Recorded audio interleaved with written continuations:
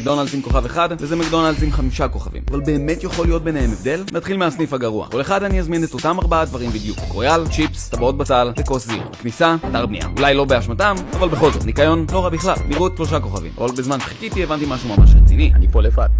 ההמתנה פשוט הייתה ארוכה מדי, זה הרגיש לי נצח. 2 כוכבים. המבורגר, קצת יבש, אבל האמת שהטעם טוב. 3 כוכבים. אבל אי אפשר לבחון מקדונלדס לפי מוצר אחד. זירו, כרגיל, לא משהו אף פעם, כוכב אחד. הדבר הבא, צ'יפס. ניתן לו 3 כוכבים. טבעות בצל, 5 כוכבים. ציון סופי, 3 כוכבים. האמת שאני יוצא מפה די מבסוט ושבע. עכשיו הגיע הזמן לעבור למקדונלדס 5 כוכבים ולהשוות. כבר בחוץ נראה יותר טוב, אבל בפנים זה יזע אותי. רצפה מלוכלכת, כיסאות עם טוסיק טבוע בהם, שולחנות מלא שאריות. נראות כוכב אחד. כבר בהזמנה התאכזבתי קשות. אין צ'יפ. איזה מקדונלדס בעולם חסר לו צ'יפס? אין צ'יפס, אין דירוג. כוכב אחד. המתנה, עמוס, אבל מהיר. 3 כוכבים. המבורגר. בנוסף לזה שהגיע באריזה הלא נכונה, הוא היה גם יבש ודי ממוצע. 3 כוכבים. זירו, 4 כוכבים. טבעות בצל, נראו לי קצת חשודות ומוזרות. למה הם כל כך חיוורים?